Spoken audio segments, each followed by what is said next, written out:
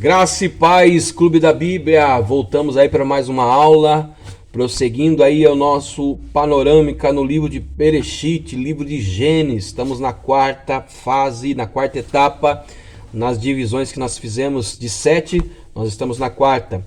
Nós estamos falando do nascimento de uma nação através da vida de Abraão.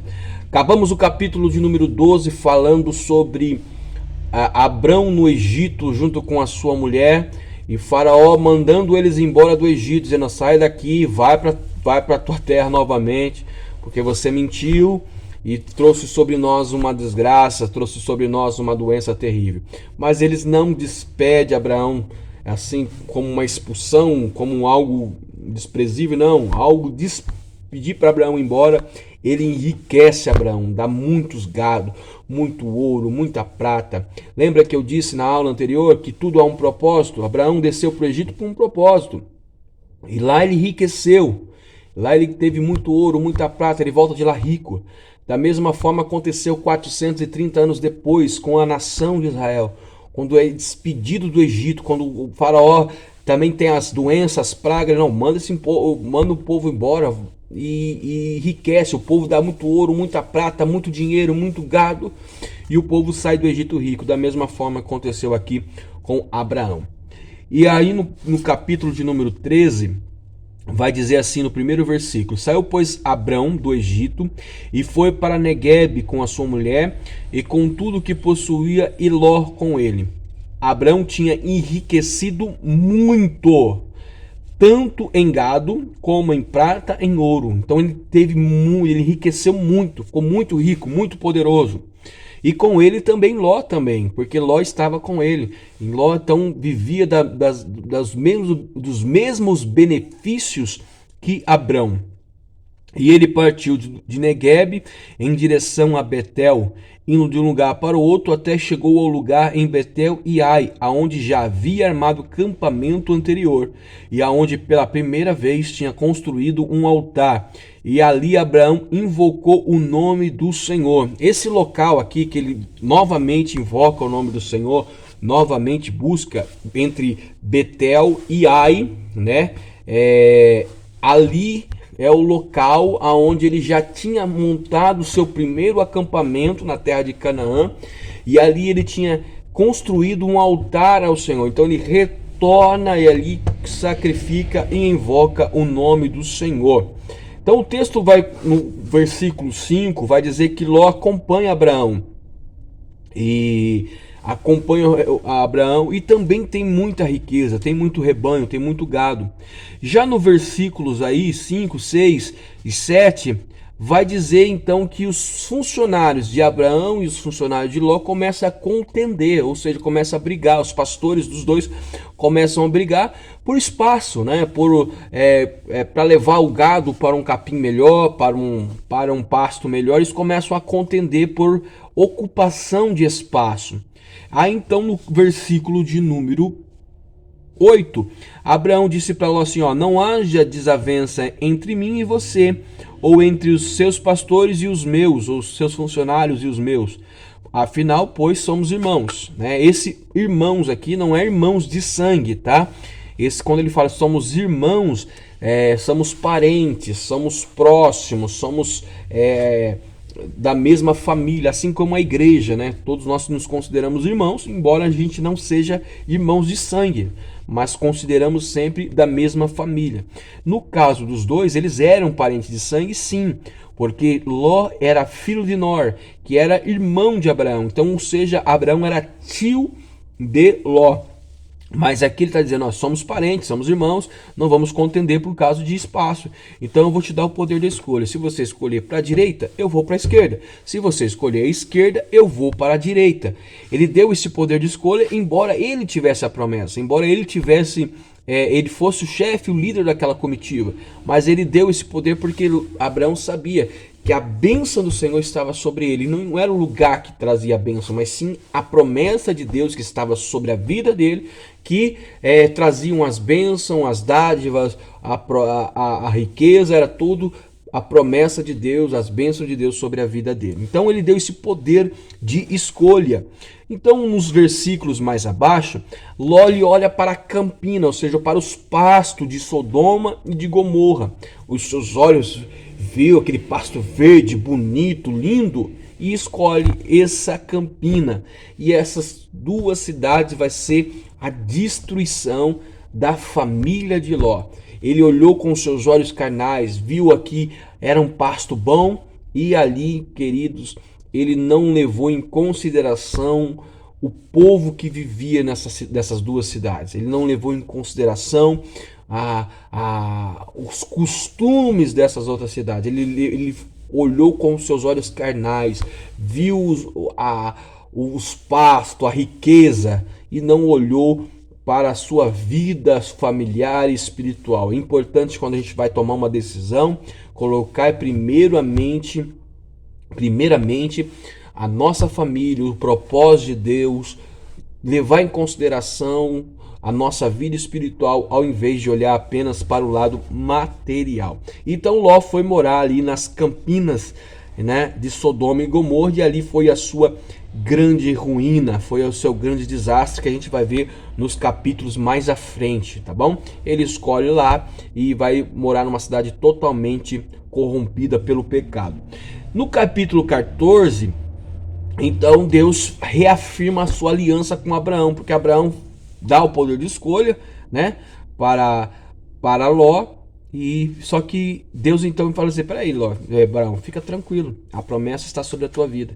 Lembra que Deus disse para ele, sai do meio da tua parentela? Aqui é o desfecho daquela ordem de Deus, sai do meio da tua parentela, né? No meio do caminho seu pai morre, e agora Ló se aparta, porque Deus tinha um propósito com a vida de Abraão. E disse o Senhor a Abraão, depois que Ló se separou dele, da onde você está, olhe para o norte, olhe para o sul, olhe para o leste e olhe para o oeste. Toda a terra que você está vendo, darei a você e a tua descendência para sempre. Tornarei a sua descendência tão numerosa como o pó da terra. Se for possível contar o pó da terra, também se poderá contar a sua descendência. Percorra essa terra de alto a baixo, de um lado para o outro, porque te darei a você. Então Abraão se mudou o seu acampamento e passou a viver próximo aos carvalhos de Manre, em Hebrom, aonde construiu um altar dedicado ao Senhor. Então, após essa decepção, depois após essa escolha de Ló, quando Ló se separa, Deus mais uma vez reafirma a sua promessa. Você pode olhar para os quatro cantos. Olhou? Então isso aí é o que eu vou te dar. E a sua descendência será tão numerosa como o grão de areia da terra. Você pode contar o grão de areia da terra, Abraão? Se você puder contar, essa será a sua descendência. Entendeu? Então Deus reafirma a promessa com ele, e ele se muda para ali as campinas de Manre, né, que fica em Hebrom. Hebrom, futuramente, lá no livro de Josué, vai ser a terra que vai ser dada para Caleb, né, como herança. Mas então Abraão se muda para lá. Após, né, no capítulo 14, após Ló se mudar para Sodoma e Gomorra, o escritor começa a narrar uma guerra que houve entre 4 reis contra 5 reis, né? Vamos no capítulo 1, vai falar aqui, ó. Naquela época, Anrafel, rei de Sinar, Arioque, rei de Elazar, Kedorlaomer, rei de Elon, e Tital, rei de Goaim, foram à guerra contra Berá, rei de Sodoma, contra Birsa, rei de Gomorra, contra Sinabe, rei de Atamã, e contra Semeber, rei de Zeboim, contra os reis de Bela, que é de Soar. Todos estes últimos se ajuntaram à sua tropa no vale de Setim, onde fica o mar salgado. Aqui a Bíblia vai começar, o texto vai começar narrando uma guerra que houve, né? O rei, aqui eu vou tentar ler esse nome de novo, que é um nome meio difícil, rei Ketolaomer, o rei de Elon. Esse rei tinha muitas nações sobre o seu jugo, ou seja, lhe pagavam-lhe tributos, lhe pagavam-lhe mesada, lhe pagavam-lhe impostos, né? Tinha sob o seu domínio. Então esses outros 5 reis, incluindo o rei de Sodoma e de Gomorra, eles pagavam, por 12 anos pagavam ali para esse rei tributos, pagavam impostos. Só que esses reis então se rebelam contra esse rei. Então esse rei ajunta mais com outros 5 reis, eu vou mandar o gráfico para vocês aí depois. Eles se rebelam contra esse rei e no 14º ano, ou seja, de 12 anos eles pagavam imposto, no 13º eles se rebelam e no 14º esses 4 reis se ajuntam para ir para a guerra contra esses 5 reis, ou seja, incluindo o rei de Sodoma e o rei de Gomorra. Por que o escritor vai narrar? Porque vocês vão entender agora. Porque ao eles guerrearem, mas antes deles irem para a guerra contra Sodoma e Gomorra e os outros 3 reis, eles vai uma batalha contra os reis dos amorreus, né, contra mais 2 nações, vence ali e vão para a batalha. Isso aí é uma medição de força para mostrar forças, para mostrar que eles tinham poder, e depois eles vão para a batalha com esses 5 reis. Esses 5 reis também vão para a batalha, mas ao chegar no meio da batalha eles caem num campo de betume, ou seja, como se fosse um pinche, algo assim parecido, que eles ficam presos ali e não conseguem vencer a batalha. E esses reis que se ajuntaram, esses 4 reis, conseguem vencer e tomar os seus despojos. Aí que vem o assunto principal. Ao eles levarem os despojos, eles levam quem consigo? Quem que estava lá? Quem que fez a escolha de morar lá? Ló, o sobrinho de Abraão. O sobrinho de Abraão. Então, nessa batalha, né, eles levam o sobrinho de Abraão cativo, preso, junto com a sua família. Aí Abraão é avisado sobre que o seu sobrinho tinha sido levado cativo. Então aí vem uma primeira batalha narrada na Bíblia Sagrada, né? Aqui nesse texto a gente vai ter a primeira batalha, a primeira vez que se fala em dízimo, a primeira vez que se fala de um sacerdote, né? Então a gente vai encontrar nesse texto alguns assuntos que são narrados pela primeira vez. Então Abraão, sabendo que o seu sobrinho Ló tinha sido levado cativo, ele ajunta 318 soldados. Quem eram esses soldados? Os seus próprios servos que viviam na sua casa. São os 318 valentes de Abraão que vão para a batalha, ajuntando-se com ele também, mas deixa eu ver aqui, Manri, Ecol e Aner, aliados de Abraão. São povos ali que também tinham esses outros reis como seus inimigos. Se ajuntam a Abraão, junto com os seus 318, e vão para a batalha. E lá Abraão vence a batalha contra esses 4 reis, vence a batalha contra esses 4 reis com apenas 318 homens. E ali ele vence a batalha e toma todos os despojos daquele homem, todas as riquezas daqueles reis, né? E retorna com o seu sobrinho Ló. Olha aqui que o texto vai me dizer. Quando Abraão ouviu que o seu parente fora levado prisioneiro, aqui é o versículo 14, tá? Capítulo 14, versículo 14. Quando Abraão ouviu que o seu parente fora levado prisioneiro, mandou convocar 318 homens treinados, nascidos em sua casa, e saiu em perseguição aos seus inimigos até Dan.